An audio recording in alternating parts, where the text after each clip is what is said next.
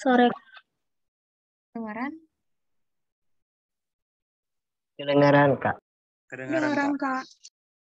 Oke, baik. Kita ketemu lagi ya setelah kemarin pertemuan pertama membahas mengenai imbuhan, me, di, dan ber. Nah, untuk pertemuan kali ini, aku akan membahas mengenai struktur kalimat. Aku izin share screen terlebih dahulu.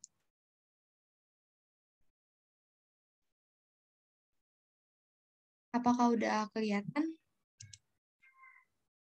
Sudah, Kak.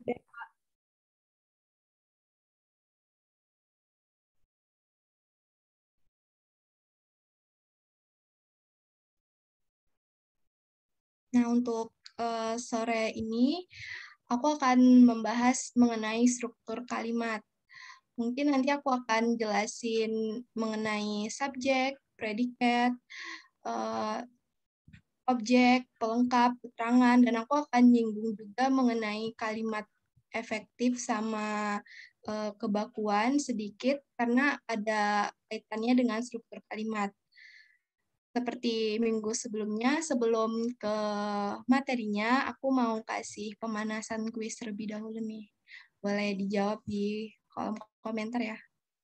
Mungkin review materi kemarin, ataupun nanti aku kasih kuis yang berkaitan dengan materi. Oke, boleh di chat ya.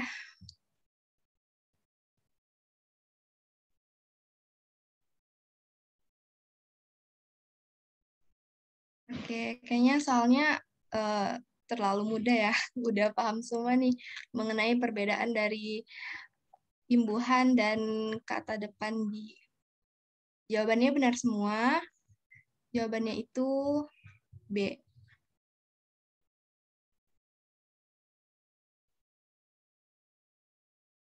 Nah, ini maaf, apakah PPT-nya jalan? Belum, Masih. Kak. Soal tadi, Kak. Masih yang tadi, Kak. Oh, oke.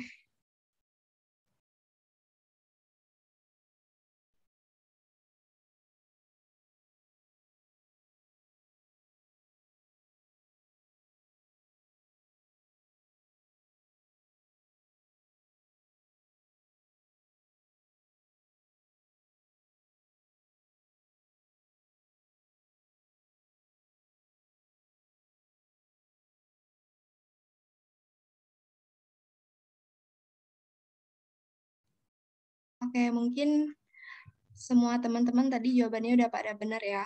Seperti yang aku jelasin minggu kemarin, kalau di sebagai preposisi itu harus dipisah, sedangkan di sebagai imbuhan itu harus digabung. Kemudian selanjutnya,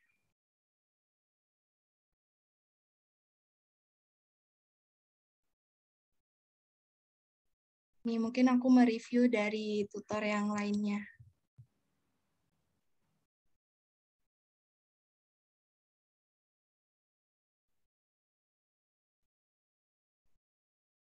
Oke, mungkin bisa dijawab di box chat, di chat box-nya.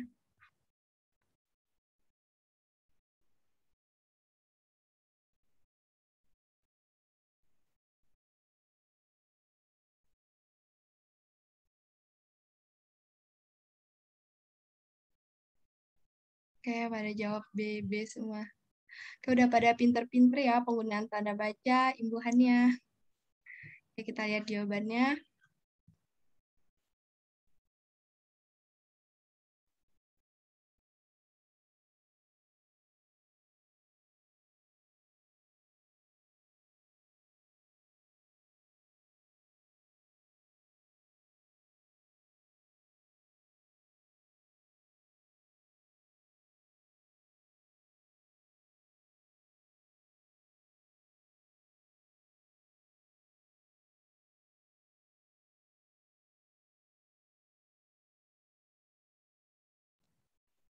Tadi jawabannya juga udah pada benar ya. Jawabannya itu B. Dengan judul filmnya itu diberi tanda petik 2. Nah, di sini aku kasih penjelasan, kalau judul buku itu harus dimiringin. Sedangkan kalau untuk judul film itu harus diberi tanda petik ganda. Aku juga kasih catatan, Selain judul buku, ada juga judul majalah dan surat kabar yang harus ditulis miring. Jadi judul-judul berita itu kalau terdapat dalam suatu teks atau dalam suatu kalimat itu harus dimiringkan. Sementara itu, selain judul film, ada juga judul sajak, lagu, artikel, naskah, dan bab suatu buku yang harus diberi tanda petikan pada suatu teks atau pada suatu kalimat. Oke, selanjutnya.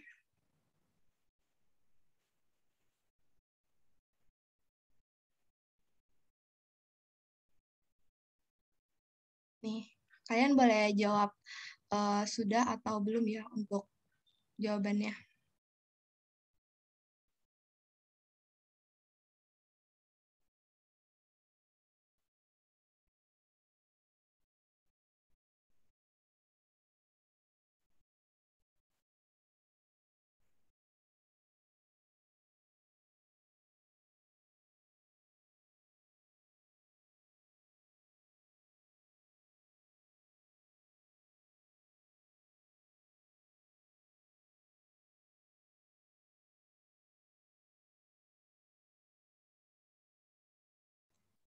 Wah, udah pada jawab belum nih?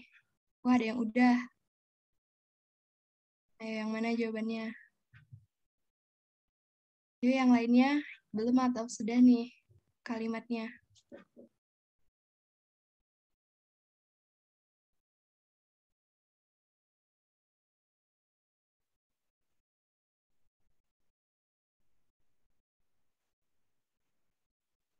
Coba deh aku mau minta pendapat masing-masing yang sudah dengan yang belum. Aku pilih random ya. Mungkin yang jawab belum, aku minta Tasya nih. Kenapa? Belum lengkap, belum tepat. Bisa kasih penjelasan?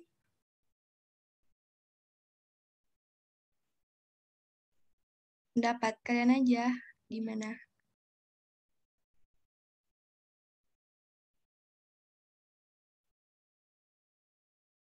Belum ada predikatnya, Kak. Oke, nah untuk yang sudah, aku minta pendapatnya Bulan deh, Bulan. Kenapa udah tepat?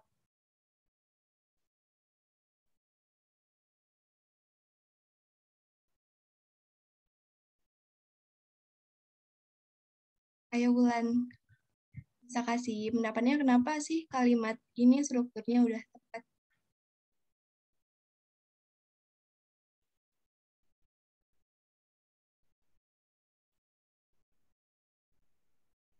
Gimana Bulan?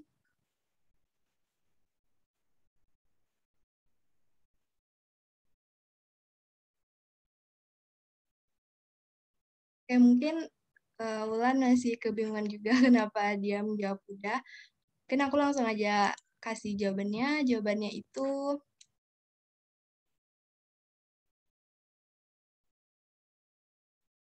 belum tepat ya teman-teman. Karena pada kalimat itu mempunyai predikat yang ganda. Jadi predikatnya udah ada, tapi predikatnya ganda. Nah, jadi untuk penjelasannya itu pada dalam satu kalimat atau tepatnya induk kalimat itu, dia tidak boleh mempunyai predikat yang ganda karena menyebabkan ambiguitas pada kalimat.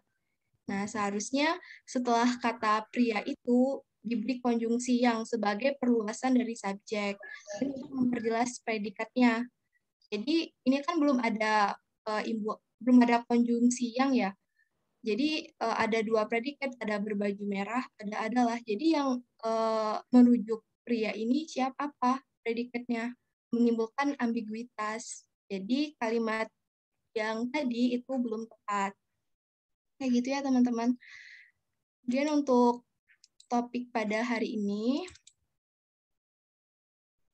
aku akan ngebahas mengenai pengertian dan komponen struktur kalimat, syarat kalimat baku, syarat kalimat efektif, subjek, predikat, objek keterangan, dan pelengkap. Nah, untuk yang pertama itu ada pengertian dan komponen dari struktur kalimat. Mungkin nanti kalau teman-teman ada pertanyaan, saat aku ngejelasin bisa di-keep dulu, nanti setelah aku ngejelasin bisa ditanyain ya. Nah, untuk yang pertama itu pengertian dari struktur kalimat. Nah, struktur kalimat itu apa? Struktur itu kan seperti pembangun ya, jadi dia membangun suatu kalimat. Jadi struktur kalimat itu merupakan pola atau unsur yang membentuk komponen kata menjadi kalimat yang benar dan sesuai dengan PUEB. Nah, dalam suatu kalimat itu mempunyai unsur pokok dan unsur tambahan.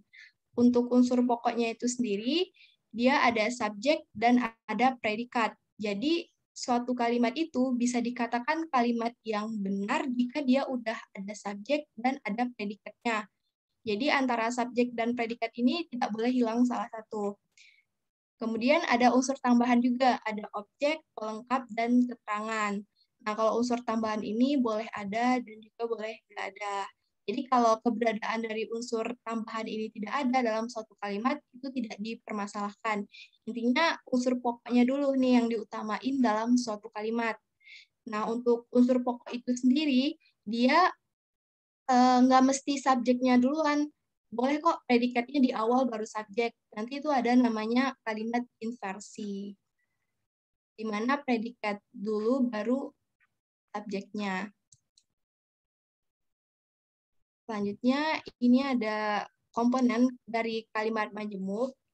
Jadi kalau kalimat tunggal itu kan cuma ada satu kalimat aja gitu. Kalau kalimat majemuk dia ada dua, yaitu ada induk kalimat dan ada anak kalimat. Nah, kalau induk kalimat itu merupakan kalimat yang udah bermakna meskipun nggak ada keberadaan dari anak kalimatnya. Dia bisa berupa subjek atau predikat aja ataupun predikat subjek yang tadi aku jelasin. Cuman dibedain aja posisi dari subjek predikatnya. Kemudian untuk anak kalimat itu dia nggak bisa berdiri sendiri tanpa adanya si induk kalimat ini. Nah, untuk mengetahui anak kalimat itu yang mana sih dalam suatu kalimat, itu biasanya terletak setelah konjungsi subordinatif. Jadi konjungsi subordinatif apa aja? Udah aku note ya di bawah, itu ada sejak, ada jika, ada agar, biarpun, seperti, dan lain sebagainya. Jadi kalau ada kalimat, terus ada konjungsi subordinatif ini, berarti sudah dipastikan itu merupakan kalimat majemuk.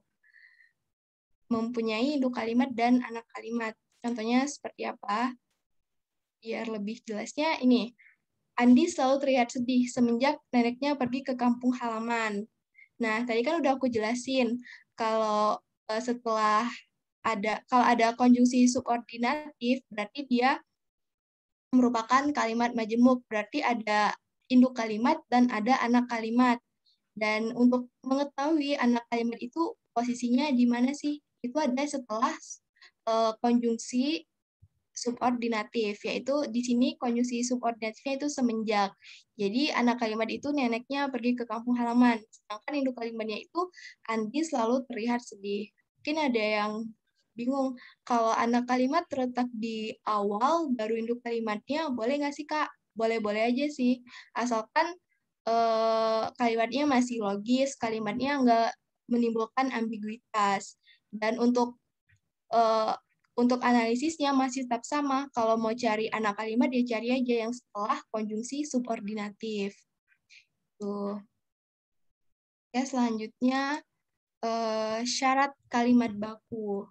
Nah, ini kenapa aku singgung juga, karena berkaitan dengan struktur kalimat. Nah, syarat kalimat baku itu apa aja sih? Nah, untuk syarat kalimat baku itu, yang pertama jelas menggunakan kata baku seperti serapannya harus baku, kemudian pembentukan katanya juga harus baku, dan lain sebagainya. Kemudian kalimat baku itu juga harus mempunyai struktur yang baku, yaitu jelas ada subjek dan ada predikatnya. Nggak boleh hilang salah satu. Kemudian dia harus sesuai aturan PUEB, baik itu dari aturan tanda bacanya, aturan penggunaan huruf kapitalnya, ataupun aturan penyerapan katanya. Kemudian ejaan yang tepat, diksi yang tepat, kalimatnya efektif, juga tadi yang aku jelasin, penggunaan huruf kapital atau huruf kecil. Jadi diingat-ingat ini merupakan syarat dari kalimat baku. Jika salah satu nggak memenuhi, berarti kalimat itu sudah bisa kita ambil kesimpulan bahwa itu bukan merupakan kalimat yang baku. Selanjutnya, itu ada syarat dari kalimat efektif. Apa aja sih syarat dari kalimat efektif? Jadi, kalimat efektif ini beda ya. Kalau kalimat baku tadi dia harus memenuhi semuanya, baru bisa dikatakan baku. Sedangkan kalau kalimat efektif ini minimal memenuhi 3 syarat saja, sudah dikatakan sebagai kalimat yang efektif. Apa aja syarat dari kalimat efektif? Yang pertama itu hemat, jelas hemat. Contohnya itu seperti naik ke atas. Kalau naik itu udah pasti ke atas. Ya. Kemudian struktur kalimatnya harus baku, seperti yang tadi aku jelasin, ada S dan P-nya. Kemudian dia harus logis. Nah, biasanya kelogisan suatu kalimat itu bisa kita lihat dari keberadaan subjeknya. Ini ada suatu kalimat itu yang nggak mempunyai subjek, hanya predikatnya aja, berarti udah dipastikan tuh kalimat itu tidak efektif. Kemudian tidak ada pengulangan unsur subjek. Maksudnya gimana sih tidak ada pengulangan unsur subjek nih? Jadi dalam suatu kalimat itu nggak boleh ada subjeknya 2 kali. Contohnya apa ya? Contohnya topi berwarna merah, topi Andi, gimana ya? Topi Andi berwarna merah digunakan oleh Andi gitu. Itu kan menimbulkan ambiguitas pada suatu kalimat. Ini seperti yang berkolerasi juga dengan yang syarat kalimat efektif yang kelima, yaitu cermat, yaitu tidak ambigu. Kemudian yang keenam itu dia harus sejajar. Sejajar di sini maksudnya dari pembentukan katanya dan jenis kata. Dia harus dalam satu kalimat itu jenis katanya harus sama jika berupa rincian. Contoh dari sejajaran pembentukan itu misalnya dari imbuhan. Misalnya Ani memoderatorin acara dengan membuka dan penutup event pada kali ini gitu. Itu kan membuka dan penutup. Seharusnya itu membuka dan menutup sama-sama harus sama-sama imbuhan me. Kemudian jenis kata yang sama. Itu maksudnya gimana jenis kata yang sama? Misalnya nih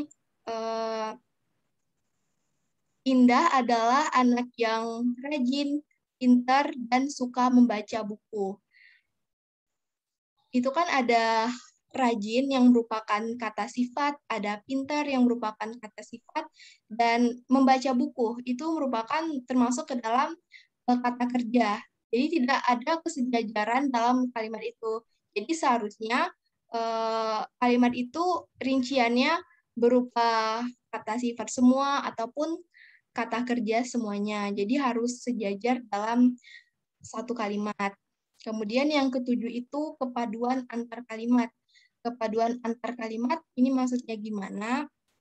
Kepaduan antar kalimat itu jangan sampai ada kalimat sumbang dalam suatu paragraf. Nah, biasanya kalimat sumbang itu dapat terlihat jelas, dia tidak berkolerasi antar kalimatnya. Itu untuk kalimat efektif dan kalimat baku. Oke, kalau aku kecepatan ngejelasinnya, tolong di notice ya, teman-teman. Nah, kemudian yang keempat, topik yang keempat itu subjek. Mulai masuk nih ke topik struktur kalimatnya. Nah, ciri-ciri subjek itu apa aja? Yang pertama, dia itu merupakan pokok pembicaraan. Kemudian dia bisa berupa kata benda, kata kerja, ataupun kata sifat. Jadi nggak harus kata orang gitu ya untuk subjek. Kemudian subjek ini juga bisa berupa kata tunjuk atau acuan seperti ini, itu, tersebut, dannya. Kemudian dapat diawali kata yang pada awal kalimat. Nah, kenapa bisa diawali dengan kata yang? Padahal kan kata yang itu bukan termasuk kata benda ya, bukan termasuk kata kerja juga, kata sifat ataupun kata pengganti orang gitu. Karena yang itu fungsinya di subjek itu sebagai perluasan objek. Kemudian untuk ciri yang kelima, subjek ini bisa kita buktikan dengan menjawab pertanyaan dari apa atau siapa dari predikat itu. Nah, untuk subjek pada kata benda, contohnya itu kipas angin digunakan untuk mendinginkan ruangan. Nah, bisa kita lihat jelas ya bahwa subjeknya itu kipas angin dan untuk predikatnya itu ada digunakan. Kemudian pada kata kerja, gimana sih subjek itu? Tentunya membaca buku di pagi hari dapat meningkatkan kecerdasan otak. Nah, untuk subjeknya itu membaca buku di pagi hari, sedangkan untuk predikatnya itu dapat meningkatkan kecerdasan otak. Nah, yang terakhir itu ada subjek sebagai kata sifat. Contohnya itu rumah yang besar memiliki kolam renang dan taman sebagai tempat refreshing. Nah, untuk subjeknya itu sendiri, yaitu rumah yang besar. Jadi, seperti yang aku bilangin tadi, bahwa yang di sini sebagai perluasan objek dari kata sifat besar ini. Jadi, subjeknya itu rumah yang besar. Sifatnya berarti rumah yang ukurannya besar. Jadi, subjek ini mengandung kata sifat. Selanjutnya ada predikat. Untuk ciri-ciri predikat, yang pertama itu dapat berupa kata kerja dan kata sifat. Kenapa kata benda bukan menjadi ciri-ciri predikat? Karena aku sendiri juga belum nemuin sih dalam suatu kalimat itu kata bendanya yang sebagai predikat. Jadi emang jarang ditemukan, bahkan itu nggak ada. Kemudian untuk predikat ini sendiri bisa dinegatifkan dengan kata tidak atau bukan. Jadi jadi predikat ini nggak selalu dalam bentuk yang positif, bisa juga dalam bentuk kalimat yang negatif. Nah, predikat ini juga sering ditemukan ya, predikat verbal relasional seperti adalah, ialah, merupakan, dan menjadi. Nah, untuk menentukan keberadaan predikat di dalam suatu kalimat itu bisa dengan pertanyaan sedang apa yang dilakukan oleh subjek, bagaimana sih si subjek itu, dan kenapa subjek itu. Nah, untuk contohnya, predikat sebagai kata kerja, Ani belajar UTBK setiap Sabtu dan Minggu. Nah, berarti predikatnya itu belajar UTBK, sedangkan untuk subjeknya itu Ani. Nah, untuk predikat kata sifat, contohnya itu pemandangan Gunung Batur sangat indah pada pagi hari. Nah, predikatnya itu sangat indah. Untuk subjeknya itu pemandangan Gunung Batur. Jadi predikat itu bisa juga berupa kata sifat ya. Kan kita juga sering dengar kayak dia sangat pintar, pemandangan yang sangat indah, dan lain sebagainya. Selanjutnya yang terakhir, mungkin ini yang sering menimbulkan keambiguan ya, untuk nentuin yang mana sih objek, yang mana pelengkap, dan yang mana keterangan. Aku kasih penjelasan. Nah, untuk objek, biasanya objek ini selalu berupa kata benda dan selalu terletak setelah predikat jika predikatnya ini berupa kata kerja aktif. Kata kerja aktif itu biasanya ditandai dengan imbuhan me. Jadi kalau ada dalam suatu kalimat itu ada imbuhan me, setelah itu ada kata lagi seperti membaca buku, otomatis buku itu merupakan objek, bukan pelengkap ataupun keterangan. Itu untuk objek. Nah, untuk pelengkap, kalau pelengkap itu dia bisa berupa kata verba, bisa berupa kata benda, ataupun kata sifat. Biasanya si pelengkap ini terletak setelah predikat ber, ter, atau di. Jika terdapat objek, maka terletak setelah objek. Nah, jadi kalau pelengkap ini, kalau di dalam satu kalimat tidak mempunyai imbuhan me, tetapi imbuhan ber, ter, dan di, setelah itu ada kata, maka itu kita bisa simpulkan berupa pelengkap. Nah, jika ada imbuhan me, itu kan tadi sudah aku jelasin bahwa kalau setelah imbuhan me itu kan merupakan objek. Setelah objek nanti misalnya ada kata, itu dapat dipastikan bahwa itu termasuk ke dalam pelengkap, bukan ke dalam keterangan ataupun tambahan dari objeknya. Bukan ya, ini udah aku jelas juga gimana ciri-ciri pelengkapnya. Kemudian untuk yang terakhir itu ada keterangan. Nah, untuk keterangan itu bisa terletak di mana saja, bisa di awal kalimat, bisa di akhir kalimat juga. Nah, untuk keterangan ini berbeda dari yang lainnya. Kalau objek sama pelengkap, jika dihilangkan, maka kalimatnya itu bisa-bisa nggak nyambung, nggak logis. Sedangkan kalau keterangan, dia itu bisa dihilangkan tanpa meminimalisasi makna dari kalimat tersebut. Nah, untuk keterangan ini, biasanya ciri-cirinya ada preposisi ataupun ada kata depan. Apa aja sih, Kak, apa aja sih, Kak, preposisi atau kata depan yang bisa menimbulkan atau yang bisa menyebabkan keterangan pada suatu kalimat? Ini aku kasih catatan. Nah, ini untuk kata depan yang berpotensi menjadi keterangan pada kalimat. Ada di, ada ke, ada dari, ada pada, daripada, bagi, mengenai, dan lain sebagainya. Boleh dicatat ya, teman-teman. Jadi kalau di dalam suatu kalimat itu ada kata depan yang ada salah satu dari kata depan ini, maka dapat dipastikan itu merupakan keterangan. Kemudian untuk kata hubung, nah ini kata hubung bertingkat ya, untuk yang berpotensi menjadi keterangan, itu ada karena, ada sebab, sehingga, maka, jika, kalau, dan lain sebagainya. Jadi kalau teman-teman dalam suatu teks itu nemuin salah satu dari kata hubung atau kata depan yang udah aku tampilkan ini, maka itu merupakan suatu keterangan. Oke, jadi teman-teman jangan bingung lagi ya gimana cara bedain objek, pelengkap, ataupun keterangan. Nih, jadi objek tadi ciri khasnya dia biasanya setelah imbuhan me. Kalau pelengkap itu biasanya setelah imbuhan ber, ter, dan di. Ataupun jika ada imbuhan me, dia bisa juga ada objek, ada pelengkapnya. Tapi pelengkapnya itu selalu terletak setelah objek. Nah, sedangkan kalau keterangan itu ciri khasnya ada preposisi atau kata depan. Jadi diingat-ingat apa aja preposisi yang berpotensi menjadi keterangan, apa aja kata hubung yang menjadi keterangan. Nah, kalau ini sebenarnya nggak perlu dihafal, kalian banyak-banyak ngerjain soal aja sih gitu, biar lebih ingatnya. Mungkin untuk materinya udah cukup ya sampai sini.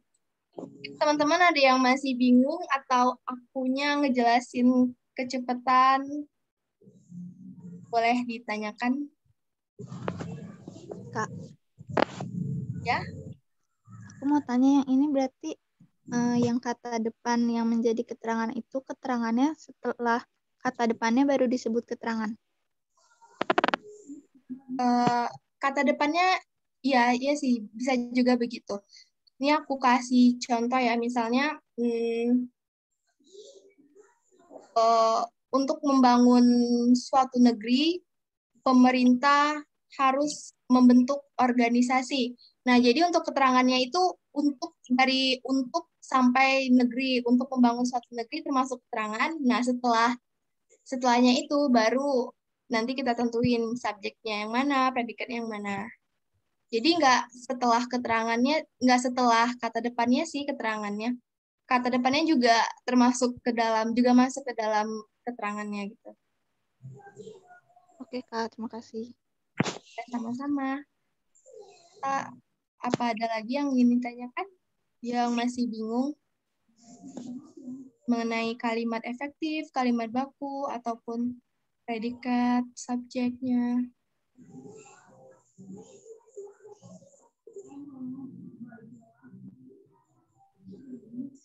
Mau nanya, Kak? Ya, boleh.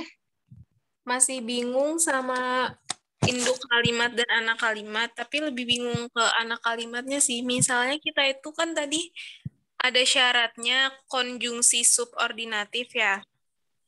Iya.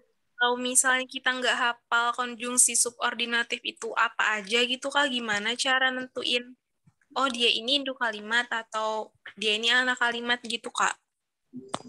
Oke.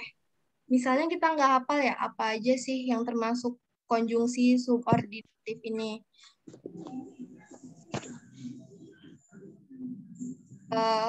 Mungkin kalau pada suatu kalimat itu kita bisa ngelihat jelas ya, yang mana mungkin kalian udah kenal juga konjungsi itu apa aja.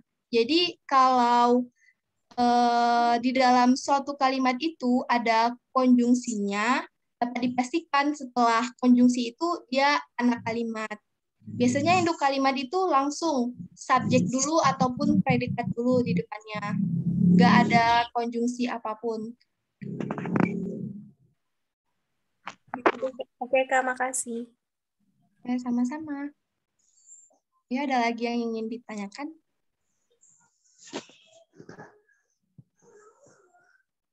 Ini ada di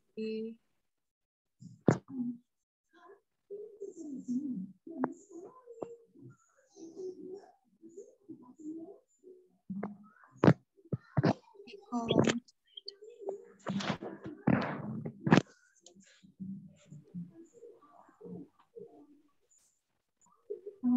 Aku baca dulu.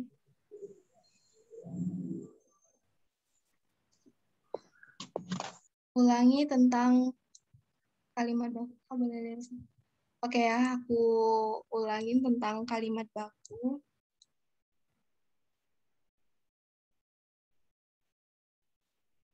Nah, untuk kalimat baku itu tadi yang pertama menggunakan kata baku. Jadi kalau apa sih cara kita ngebedain syarat dari kalimat baku sama kalimat efektif? Kalau kalimat baku ini dia itu lebih ke dari penggunaan kata bakunya, terus penggunaan tanda bacanya, penggunaan huruf kapitalnya, ataupun pemilihan diksi yang tepat. Jadi untuk kalimat baku ciri khasnya itu. Sedangkan untuk kalimat efektif, seperti yang aku jelasin tadi, dia itu lebih ke kelogisan dari suatu kalimatnya, kecermatan ataupun kepaduan dari suatu kalimatnya.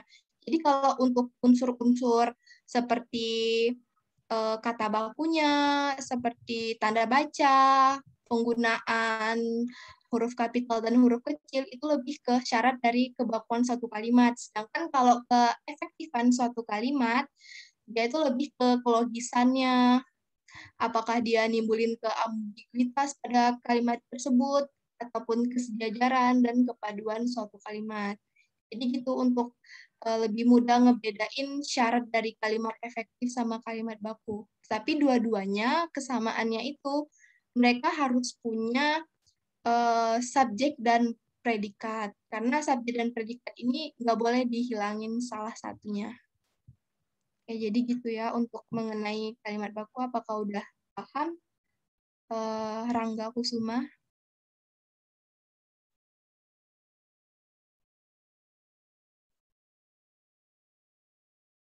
Oke, ini tadi untuk yang mau lihat syarat kalimat baku. Oke, ada yang mau ditanyain lagi?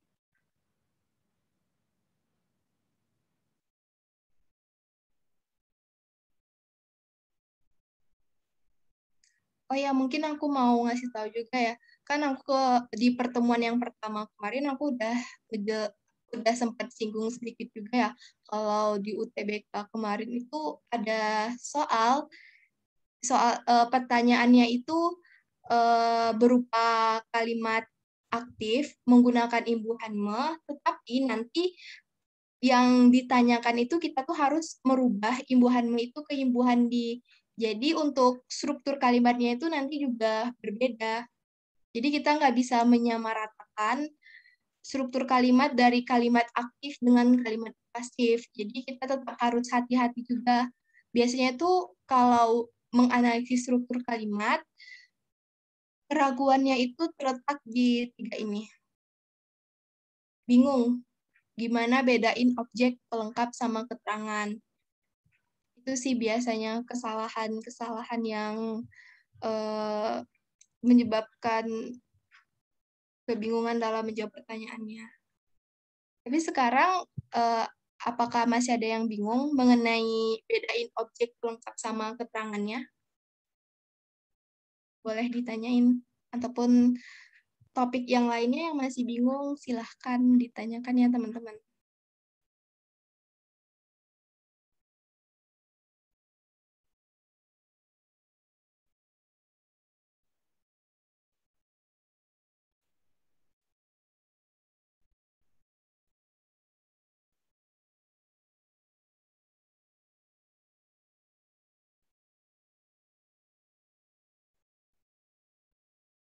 Apakah masih ada yang ingin ditanyakan?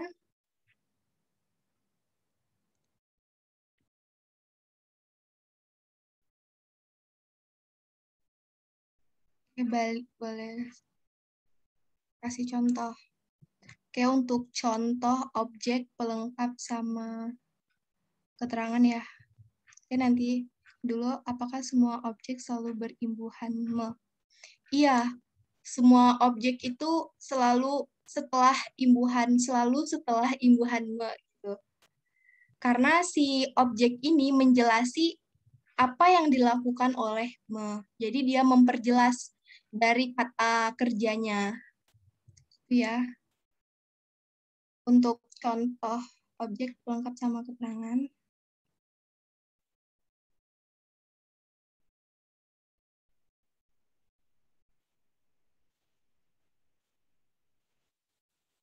Nah, ini ada kalimat, pria yang berbaju merah adalah pemilik toko berlian terbanyak di Indonesia. Kalau subjek mungkin dapat terlihat jelas ya, bahwa subjeknya itu pria yang berbaju merah.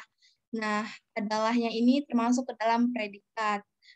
Predikat verba relasional tadi.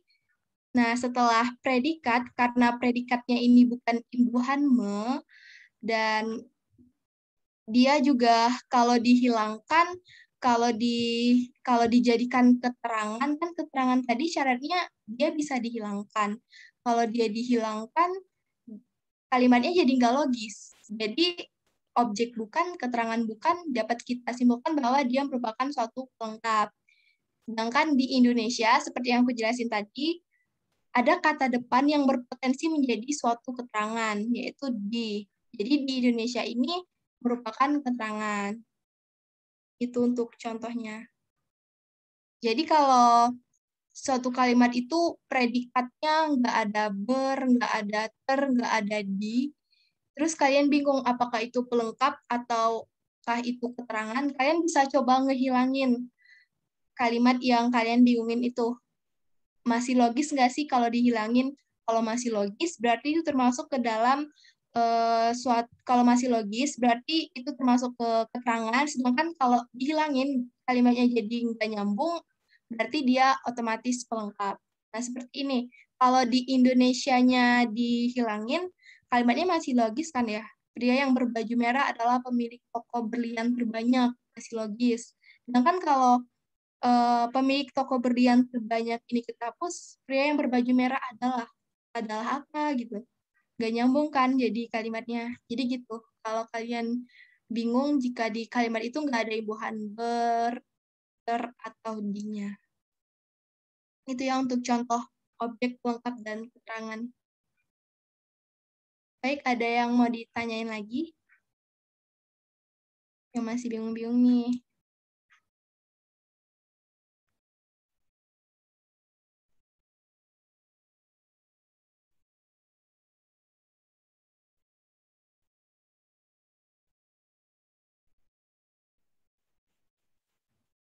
Oke, ada yang mau ditanya lagi teman-teman?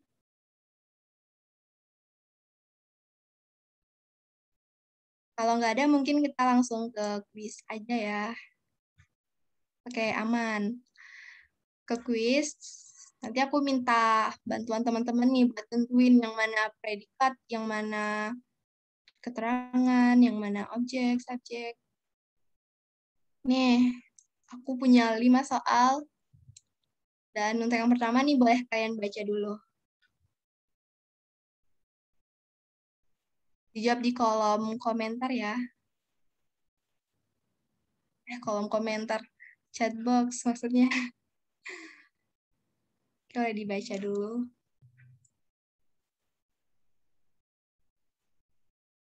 Aku kasih waktu 5 menit deh. 3 menit aja, kayaknya kelamaan 5 menit.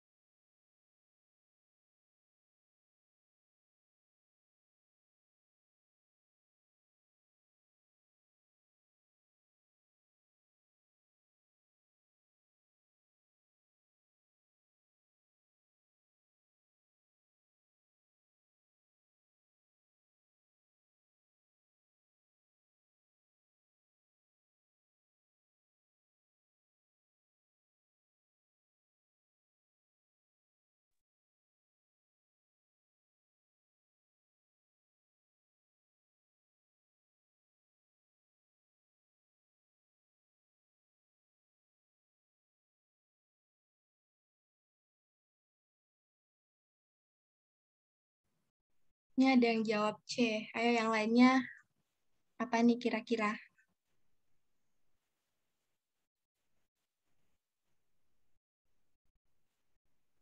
Ada yang jawab A, ada yang jawab B.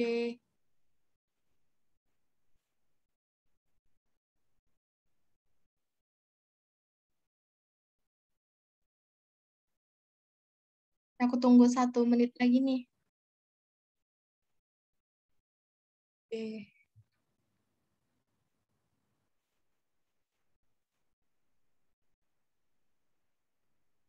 Banyak jawab B. Ya, mungkin aku langsung saja. Jawabannya itu adalah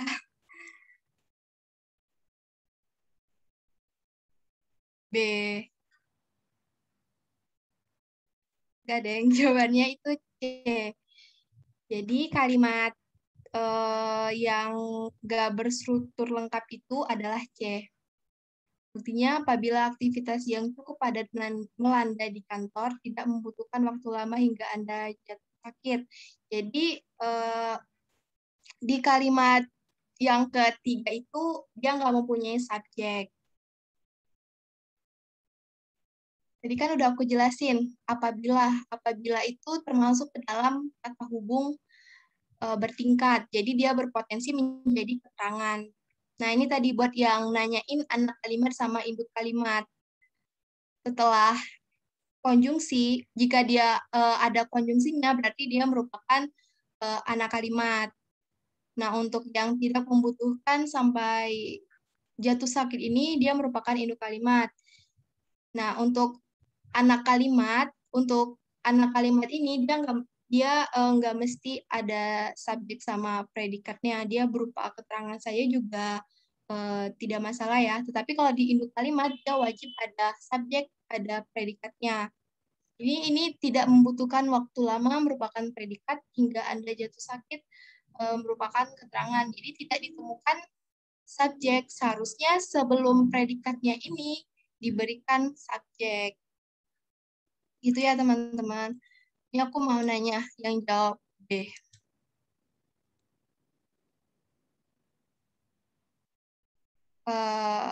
Coba deh, Maulidah.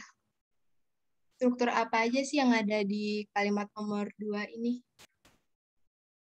Ya, boleh. Ini nanti aku bahas satu-satu kok.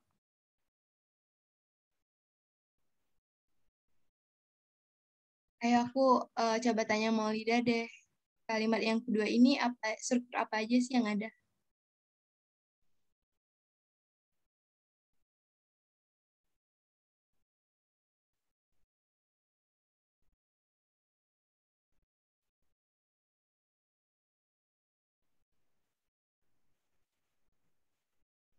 Oke, mungkin aku langsung jelasin ya. Untuk di kalimat kedua ini, seperti yang aku katakan tadi, bahwasanya subjek itu nggak mesti menunjukkan orang gitu. Dia juga bisa berupa kata sifat, dia juga bisa berupa kata kerja, ataupun dia bisa berupa kata benda. Nah, pada kalimat ini ada kata tidak sakit. Nah, untuk tidak sakit ini kan termasuk ke dalam kata sifat ya. Jadi kita bisa mensimpulkan bahwa tidak sakit ini termasuk ke dalam subjek. Sedangkan tadi udah aku jelasin juga bahwa predikat itu bisa dinegatifkan, bisa menggunakan bukan atau tidak. Nah, di sini ada kalimat bukan berarti sehat. Dia berpotensi menjadi predikat. Itu. Jadi kalimat kedua ini lengkap ya, udah berstruktur lengkap karena udah komponen pokoknya udah ada dua-duanya pada kalimatnya, ada subjek dan ada predikat gitu ya teman-teman. Nah, untuk yang kalimat yang pertama ini ada pekerja kantoran pada umumnya, jadi subjeknya panjang nih karena ada perluasannya. Ini merupakan subjek, sedangkan merasa ada imbuhan me yang tadi aku jelasin. Berarti merasa ini termasuk ke dalam predikat. Nah, setelah imbuhan me, seperti yang aku jelasin tadi, pasti dia selalu ada objek. Berarti sehat ini termasuk ke dalam objek. Sedangkan ada apabila tidak jatuh sakit, ada kata hubung apabila. Jadi ini merupakan suatu keterangan. Itu cara analisisnya, teman-teman. Jadi kalau ada imbuhan me, berarti setelahnya otomatis setelahnya objek. Kalau ada kata hubung ataupun kata depan, itu berarti dia keterangan. Kemudian selanjutnya, untuk yang kalimat ketiga, ini ada apabila. Apabila tadi ini seterusnya, ini merupakan keterangan. Ini anak kalimat ya dianya. Kemudian tidak membutuhkan waktu lama. Tidak membutuhkan waktu lama. Yang mana nih subjek, yang mana nih predikatnya?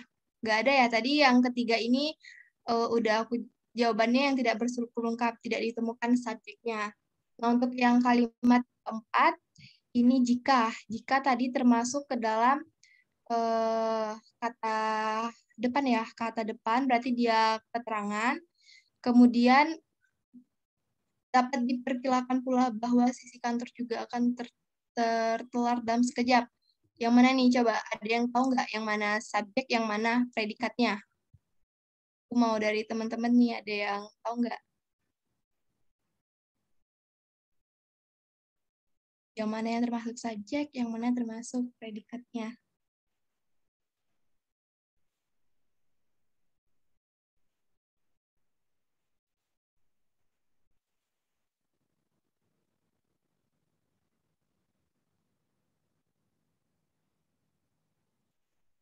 Ya, benar ya. Subjeknya itu bahwa seisi kantor. Karena boleh juga kalian catat, untuk objek itu dia memiliki perluasan dengan adanya konjungsi bahwa dan yang. Biasanya itu sih yang sering ditemukan pada kalimat. Jadi bahwa seisi kantor ini dia subjek, sedangkan dapat diperkirakan pula ini dia termasuk ke dalam predikatnya. Juga akan tertular dalam sekejap, ini termasuk keterangan. Nah, untuk yang kalimat nomor 5, untuk mengantisipasi hal ini, dia termasuk keterangan ya, karena ada untuk. Kemudian para pekerja ini termasuk ke dalam subjek, sedangkan nih harus lebih sadar. Nih predikatnya dia bukan kata kerja, dia kata sifat, lebih sadar. Jadi kalau predikat itu juga boleh ada kata lebih, ada sangat, kata sangat juga bisa ada pada predikat. Akan kesehatan. Nah, akan kesehatan aku mau tanya nih, dia termasuk keterangan atau pelengkap atau objek? Kayak apa? Akan kesehatan masuk ke dalam kelompok mana nih? Objek, pelengkap, atau keterangan? Ayo yang lainnya gimana nih?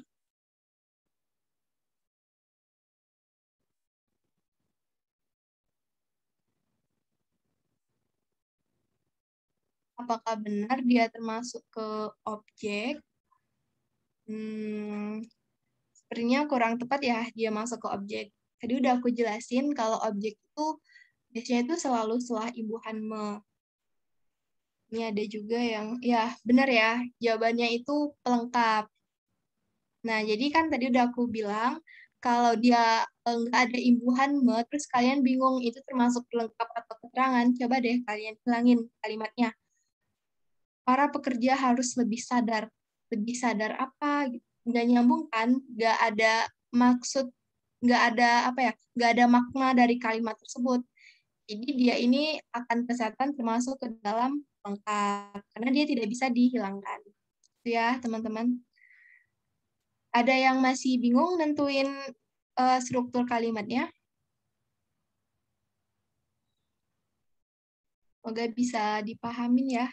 Oke, selanjutnya masih ada 4 soal lagi. Oke, boleh dibaca dulu.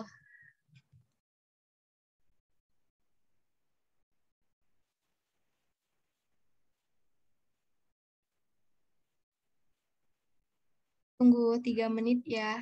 Boleh dijawab di kolom chatnya.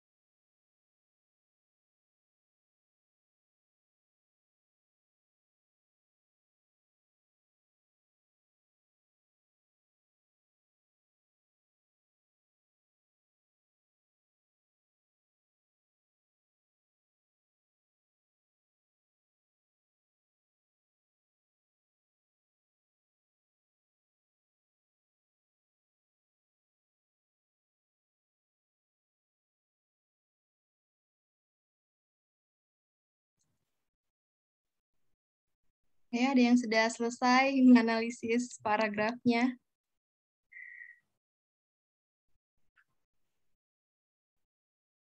Ini jawabannya yang mana yang nggak efektif kalimatnya.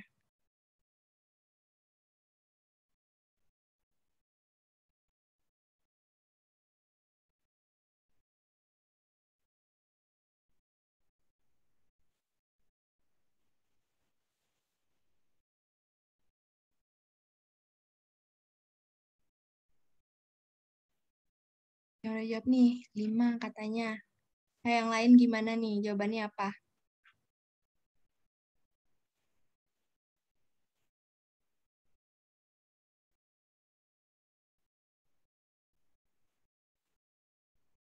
Ini ada yang berbeda, ada yang E1 katanya.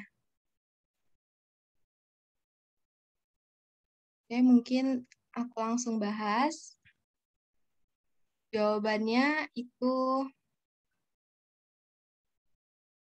D ya teman-teman. Kurang tepat semua nih. Jawabannya itu D, karena seperti yang sebelumnya, dia nggak mempunyai subjek. Jadi nggak ada nih yang ngejelasin apa sih, siapa sih yang ngelakuin si predikat ini. Jadi dapat disimpulkan bahwa kalimat itu tidak ditemukan subjek. Seharusnya kita tambahin. Jadi perguruan tinggi tidak perlu dicampuri oleh pemerintah atau Kemendikbud. Kalimatnya lebih jelas juga kan ya. Tidak perlu, jadi tidak perlu dicampuri. Apa yang tidak perlu dicampurin? Siapa yang tidak perlu dicampurin? Jadi gitu untuk analisisnya. Mungkin yang jawab 5 ini mungkin ini ya, karena ada pemerintahnya kapital ya. Maaf ya di sana, mungkin aku typo. Ya, aku typo nulis huruf kapitalnya. Jadi aku lebih ngetekaninnya ke struktur kalimatnya gitu. Teman-teman apa ada yang masih bingung cara menganalisis struktur kalimatnya? Cara nentuin yang mana predikat, subjek, atau yang lain sebagainya?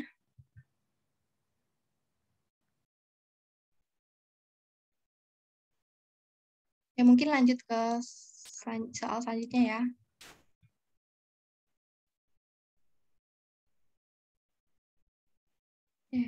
Boleh dijawab.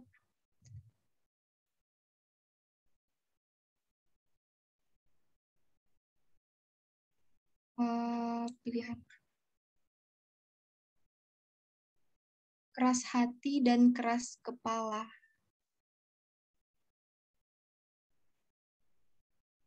Nomor 5 ya tadi. Pemborosan kata.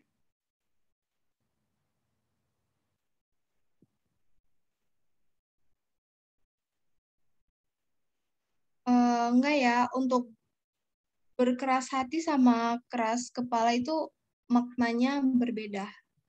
Jadi nggak ada pemborosan kata dalam kalimat tersebut.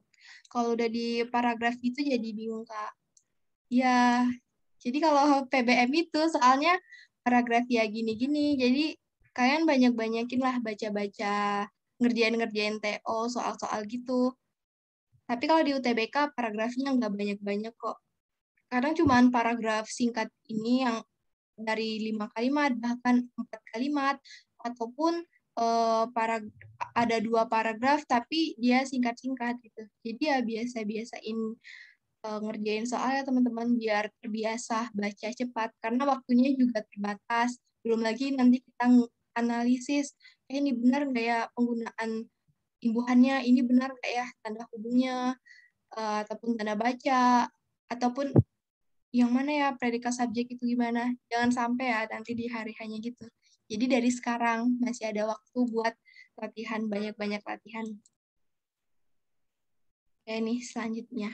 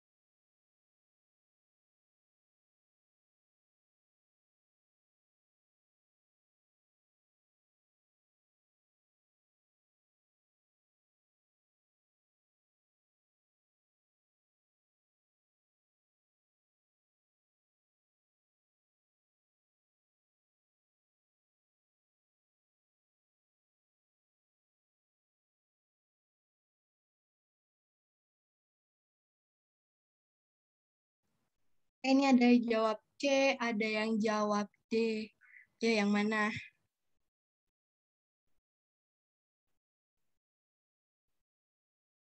Ya, mungkin aku langsung kasih tahu ya jawabannya.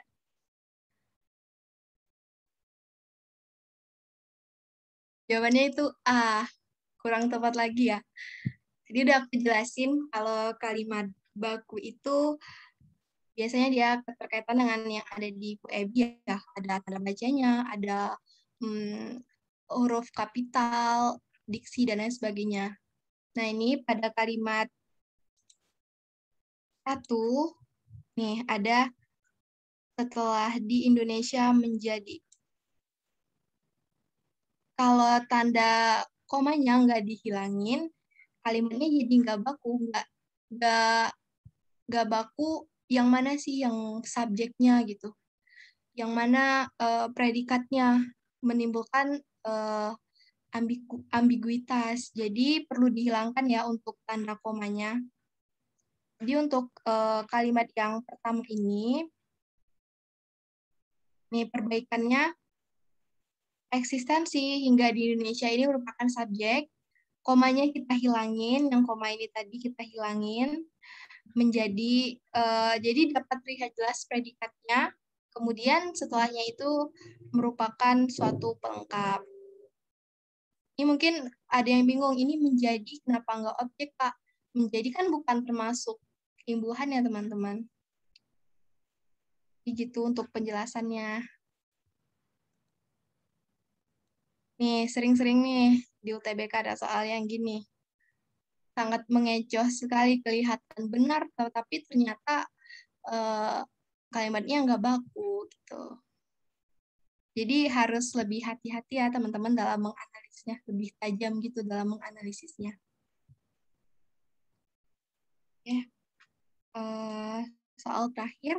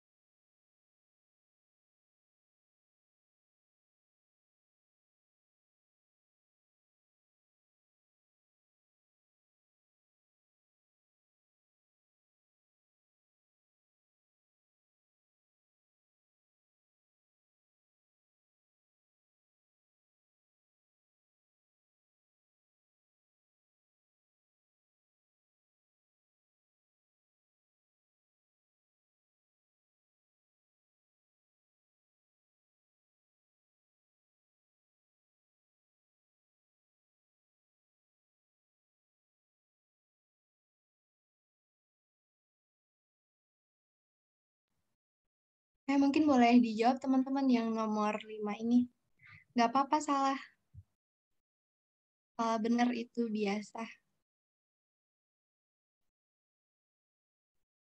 Ini ada yang jawab B, ada yang jawab D.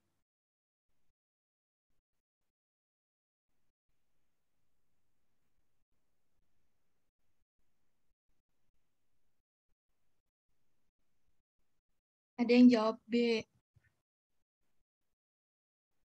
Ya mungkin kita bisa langsung lihat jawabannya. Jawabannya itu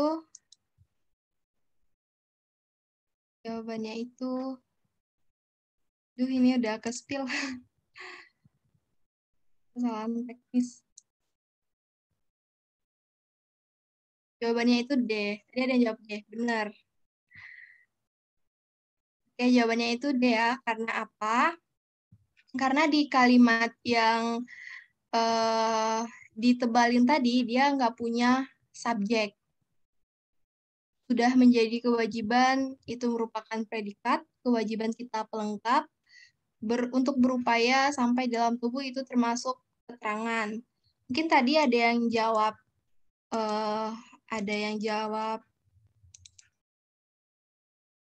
B ya. Kenapa enggak B? Nah, tadi kan udah aku katakan bahwa di B ini dia juga masih nggak punya subjek. Nih, kita bisa lihat jelas. Sudah menjadi kewajiban kita. Itu termasuk sudah menjadi kewajiban kita termasuk ke dalam predikatnya, terus untuk berupaya sampai ke dalam tubuh itu termasuk ke dalam keterangannya. Terus untuk yang C sama, belum ada ditemukan subjeknya, sedangkan di kalimat D itu ada hal itu. Nah, tadi aku jelasin juga ya, kalau subjek itu juga bisa berupa kata acuan, berupa itu, atau nya, ataupun ini. Nah, jadi di kalimat D ini dia sudah lengkap, sudah ada subjeknya, yaitu hal itu, berupa kalimat, berupa kata acuan. Dan untuk yang kelima tadi aku udah ke-spill jawabannya. Ya kan langsung aku bahas ya. Jawabannya itu 5, kalimat kelima, karena tidak ada kesejajaran dalam jenis katanya ataupun pembentukan katanya. Ini ada kata lebih segar dan ada kata dijauhkan. Lebih segar itu kan termasuk kata sifat. Sedangkan dijauhkan itu termasuk ke dalam ada imbuhannya, ke dalam pembentukan kata. Jadi seharusnya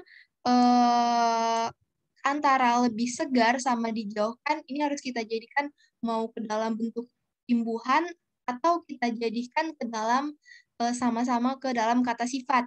Nah, kalau kita jadikan ke dalam imbuhan itu kan nggak nyambung ya. Dijauhkan, disegarkan, tubuh yang bebas racun akan terasa disegarkan dan dijauhkan. Itu kan nggak nyambung. Sedangkan kalau kita ubah ke dalam bentuk kata sifat, itu akan lebih make sense, akan lebih masuk akal. Tubuh yang bebas racun akan terasa lebih segar dan jauh dari berbagai resiko penyakit. Jadi di sini sudah ada kesejajaran kalimatnya. Gitu ya teman-teman. Mungkin untuk kuisnya cukup itu aja. Apakah ada yang masih ingin tanyakan? Jadi aku lihat kayak masih bingung gitu untuk nentuin struktur kalimatnya. Teman-teman masih bingung untuk nentuin struktur kalimat itu gimana? Boleh kok tanyain. Kak, Ya, mau tanya yang tadi nomor 3. nomor 3 ya. Wah, aku coba lihat dulu soalnya.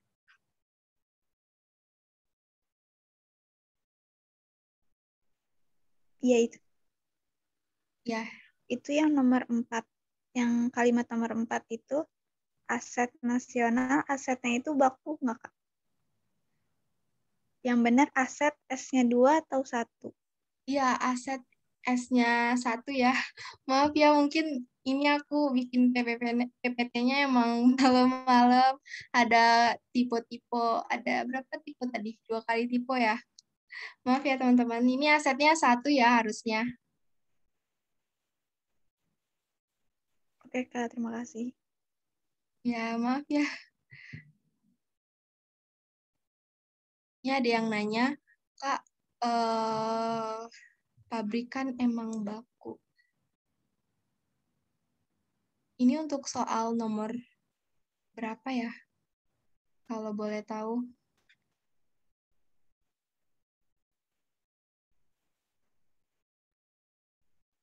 Oke, untuk pabrikan asing itu termasuk ke dalam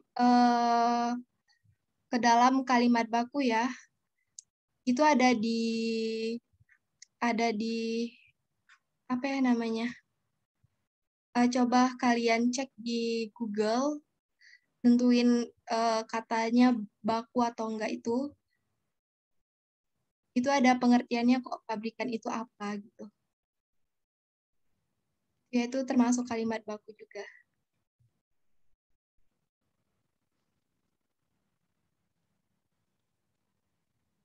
Ini aku coba cari.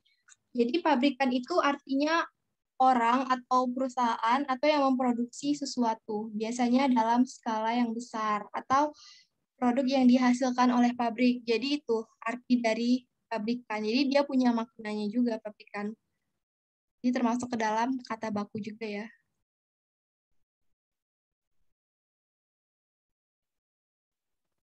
Kak, aku mau nanya, Iya, boleh. buat yang kalimat nomor 2, kolapsnya kenapa huruf miring? Bukannya itu udah jadi bahasa Indonesia ya, kalau misalkan depannya huruf K, bahasa Indonesia, tapi kalau misalkan bahasa Inggris, kalau nggak salah tulisannya teh COLAAPSE. Kalau nggak salah kayak gitu. Atau emang gimana, nggak ngerti.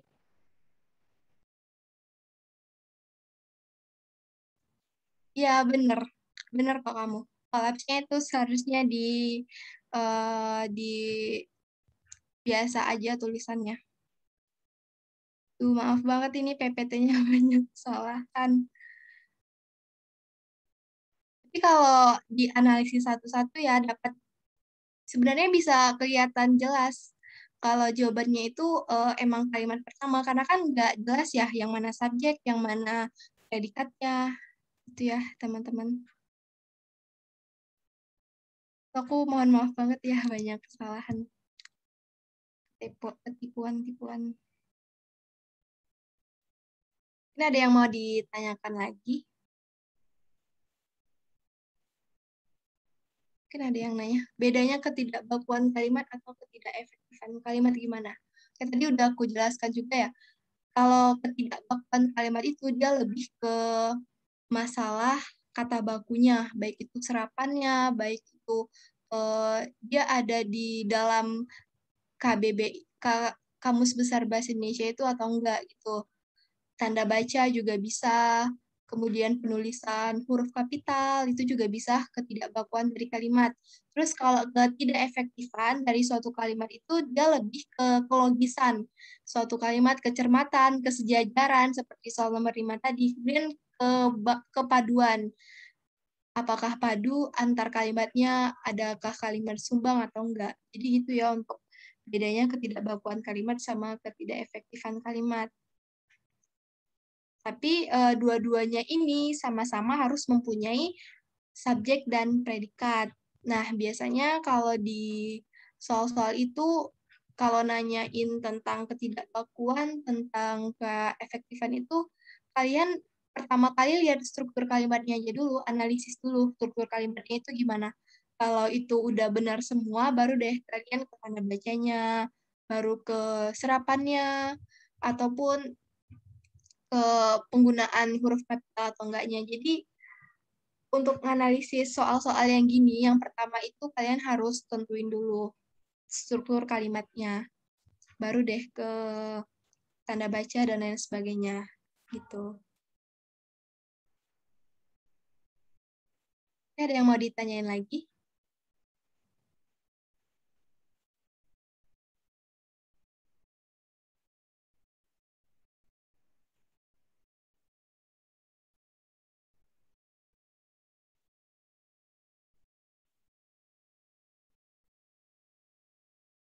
Apakah ada yang mau ditanya lagi, teman-teman?